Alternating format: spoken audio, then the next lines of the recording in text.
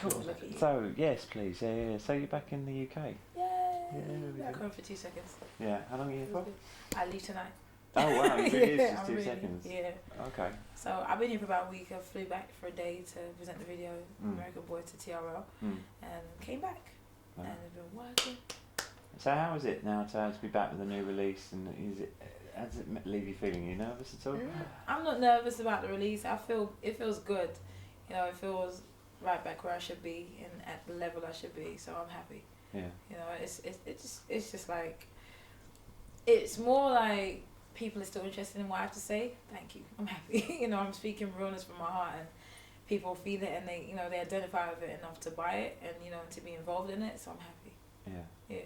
Well, you must be very proud of it as well. I mean, I played it literally a couple of times last night, and a couple of times this morning. It's a great track. It's really cool. Thank you. And so, how do you feel after putting so much hard work into something and then release it onto the world? You know? I was nervous about American Boy coming out, just because it's people, they know you as a rapper, they know you as what they know you here, and everyone around me was like, yeah, but you're you. People are gonna like you regardless. I was like, you think? Because it's not the reason I put music out for people to like me.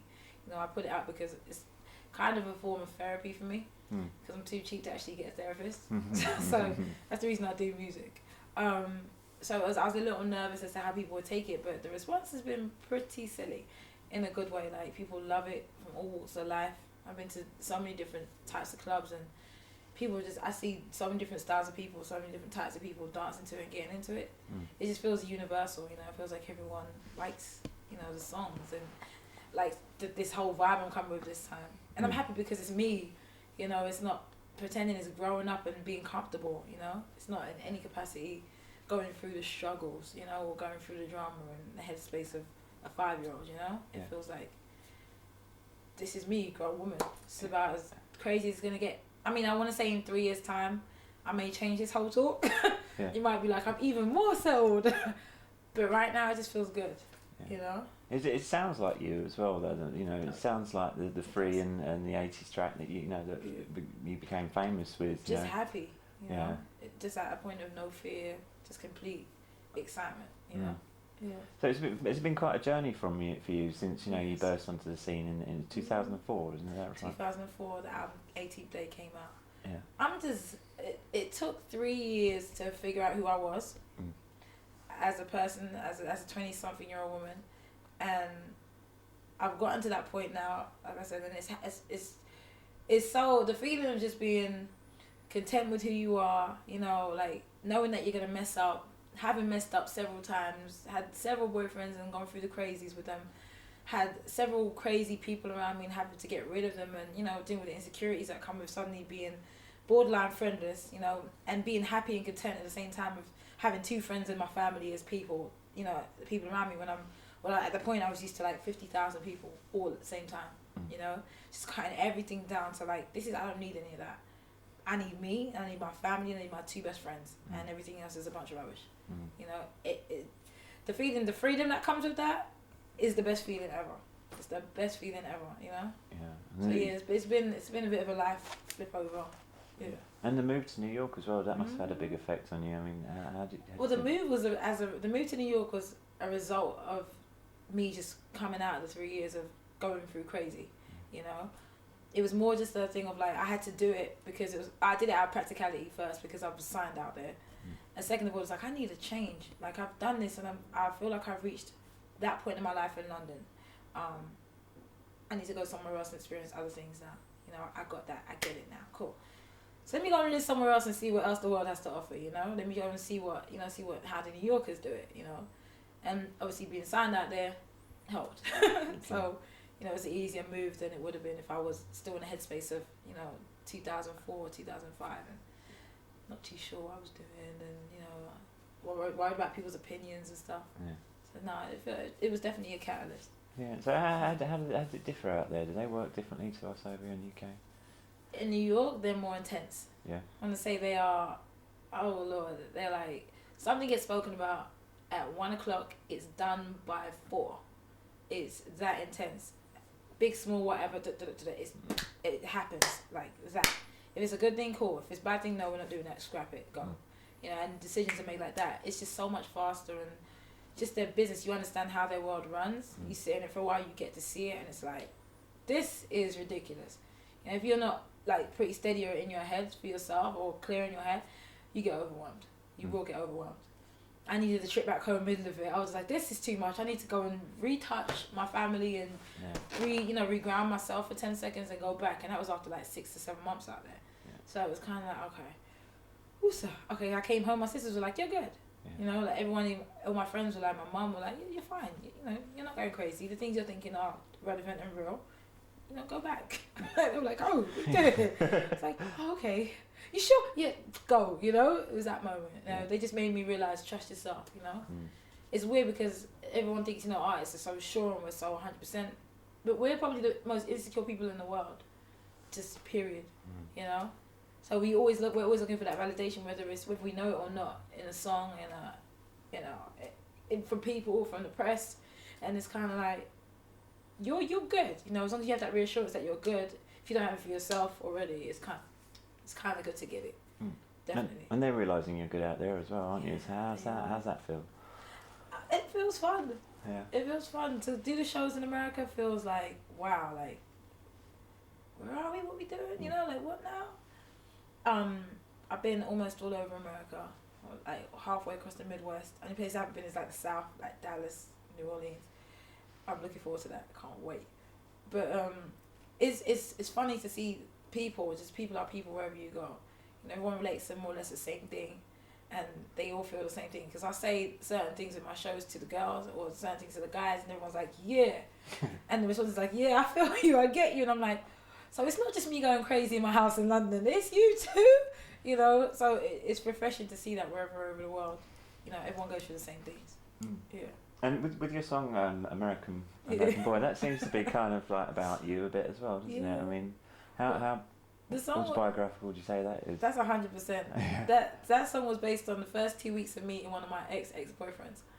And it was just the fact that he was a different person, to a different upbringing, a different accent. It was just like, wow, this is cute, and he's from America. 'Cause, you know, British people are obsessed with Americans, and Americans are obsessed with the British. You know, we hate each other and love each other in the same breath. So it was that moment of just talking about all the things that separate us, but that we love about each other, you know? Like, I'll take you to my West End and show you to my brethrens, you know? And, you know, can we get away this weekend? Take me to Broadway, you know, kind of thing. Let's go shopping, go to a cafe. Because this is the things they do, you know, like they call it a cafe or whatever. It's friends, and go to Broadway, it's Broadway. So I was just kind of just going off of the things that we like about Americans. Like, you can sing American Girl, you can sing, you know what I mean? Boys can sing it to girls, American Girl, you know, sing it to American Boy, whatever, it works, you know? That was just pure fun as well. Trying to make John Legend like house music. Because the beat's kind of like, you know, a funky house, like old school house. And then me and will.i.am, when we made the song, were like, we're playing house songs back to back at each other. And he was like, you can keep your house music, I'm not into house. I mean, we were looking at each other like, does he know what he's missing? Is he crazy? So we played even more songs, and Will came up with that beat.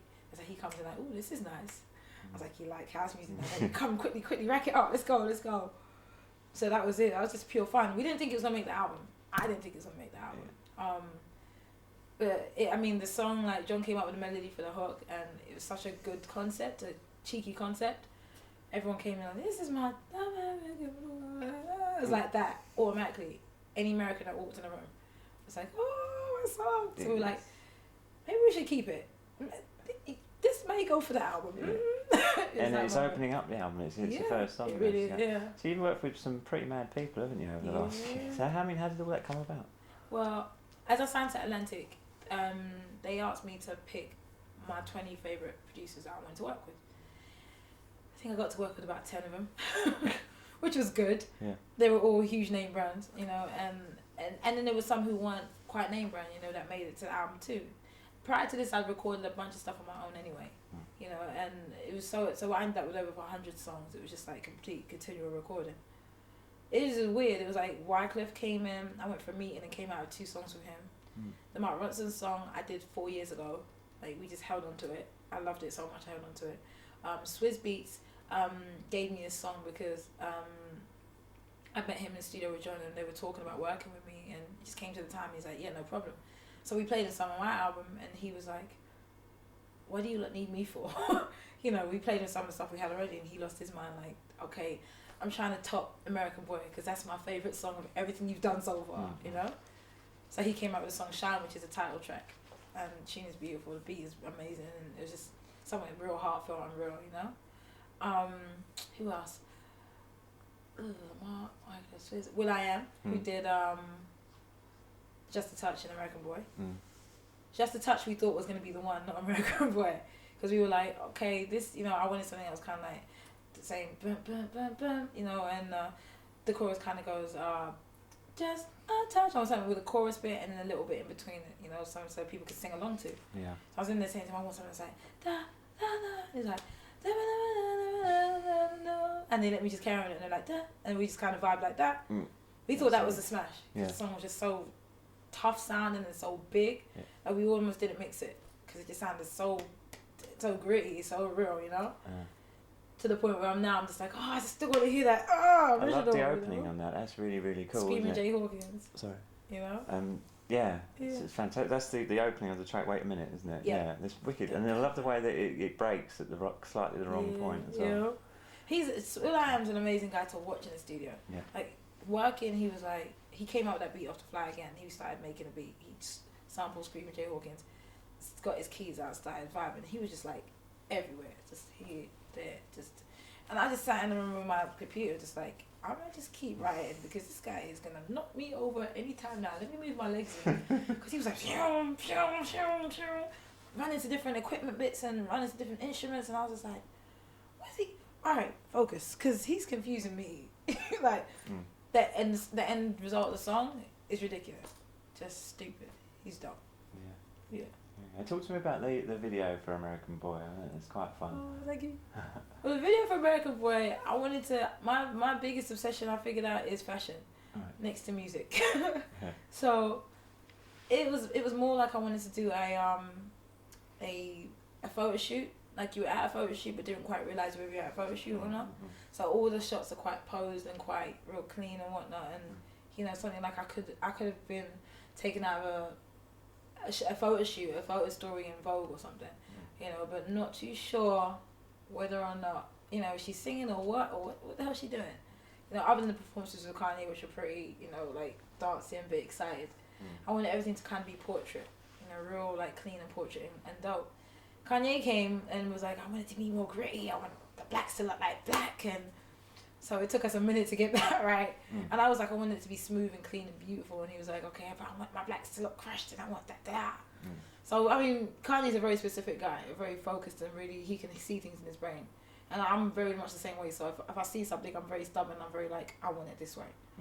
He's very the same way. So, you know, we sat there like this on the phone for like an hour, like, yeah, so who's going to budge? It took us a minute, like, and we both got what we wanted out of the picture. We just we just saw if they could do the same thing. Well, we just went to see if they could do what we both wanted, and they were able to do it. So it turned out pretty well. The shoot was like a whole day. It was like a family gathering. People were in the back playing cards, eating food, and we were working, and then we come out, and then we come and chill and hang out. Where normally if someone, a star of Kanye's magnitude, there'd be no one on set, be locked, you know, no one's there ever and nothing. People were just chilling. There's loads of guys came down to be cameos, and we're just like, I ain't got nothing to do today. I'm gonna sit down and eat some food and play some cards and just relax and hang out. It just felt like a family atmosphere more than anything else, you know. No one was being obnoxious to him. No one was being silly to us. And obviously John's on the set as well. Loads of stars came through, American stars came through, and people were like, this is just cool. I don't even feel like I want to go and say anything. Like, they're just playing cards and eating. Like, it felt like a picnic. You know? So when you were writing American Boy, and how much did Kanye's rap, and how much did he improvise with that? And Kanye straight like freestyled his own rap, all 40 bars, like just freestyled it, just kept going back and repeating lines and just coming out of his face with it. No writing, no computer, nothing, just that. He knew about all the British things because he just got back from London. He was like Wags, Peacoats, you know, he had some lines in there about Enemy and other magazines that we took out short in the time. But he knew about all the British things because he's always here, you know, so he was real up on everything, you know. I told him about Ribena though. Ribena? Yeah, Ribena. Yeah. Like he was like, what drink is good in London? And I was like, Ribena. Like, who doesn't drink Ribena? I'm confused and bewildered. Like, it's either Ribena or Robinson's.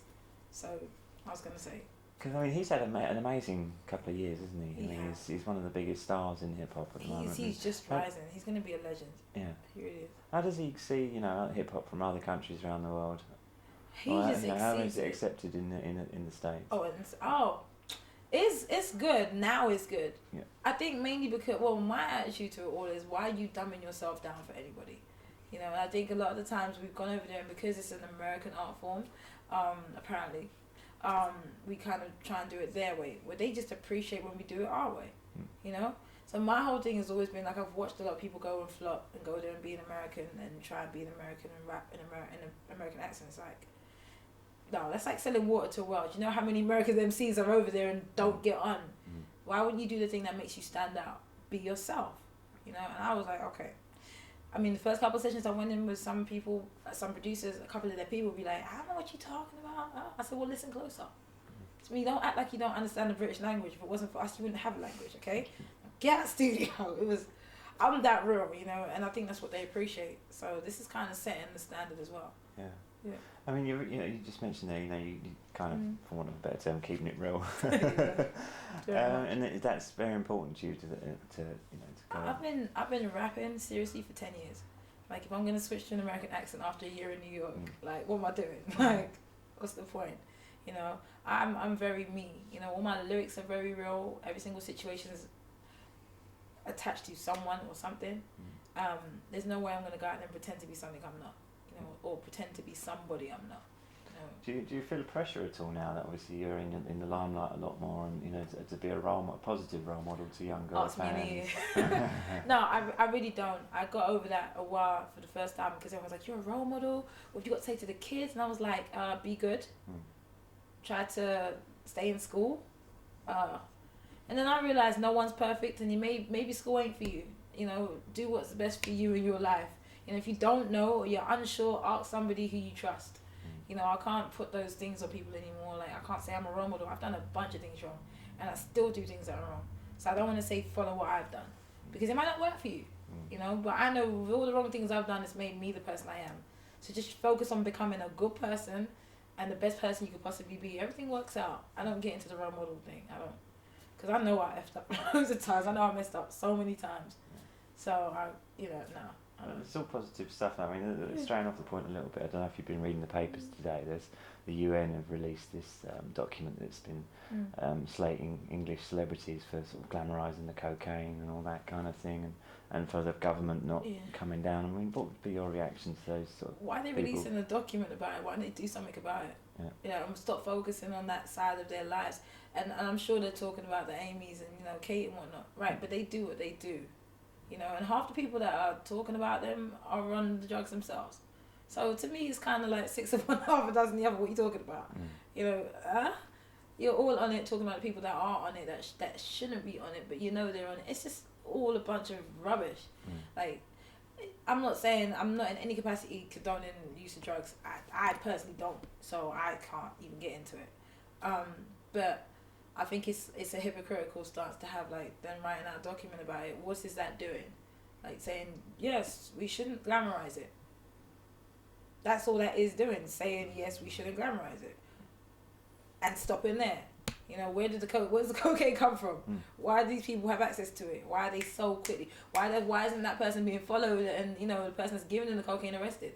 Like, if you're really going to stop it and you're really going to, give these people help to get off the drugs and whatnot, stop making it, stop making it okay, for that to happen in general life. Let's stamp out drug use, period. Don't just focus it on the celebrities. Let them do their music. Their music has nothing to do with their physical lifestyles, really, when you think about it. If anything, I think in the AIM situation, she said her and Blake are the reason why she wrote the songs. And that's cool, right? Get it, got it. No one really cared about her lifestyle prior to this. And this has been Amy that I've seen around for, like, since 2004. Like, I've seen Amy high, before the album. So it kind of kills when people like, oh, she's doing this now because of all this. It's like, you're only focusing now because the album's big and because you want to stir up some drama about her in order to sell the album, and you're just hurting the girl.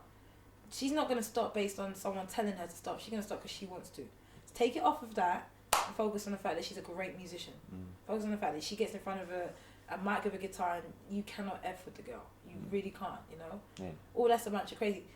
I think it's just too much, you know, too much hypocritical. Hypocritical. Everyone, you latch onto something and then people get their teeth into it, doesn't it? And then it spirals. And it just takes it beyond the world. Like, the amount of things was just like, what? I know she just had one toke of that cigarette, or one toke of that weed, and she's a crazy crack drug addict. You know what I mean? I don't. But you've seen Amy do her thing, so it is what it is. But all of you putting that out there is not gonna stop her from doing it. You know what I mean? And saying she used to go to rehab, yeah, cool, whatever. You know, but at the end of the day, that's not taken away from the fact that this girl could sing. She has a talent, and that's what she's famous for. Let her be famous for that. Stop getting at her like this is the reason she's famous. She's not. Because if her music wasn't there, you'd know nothing about this.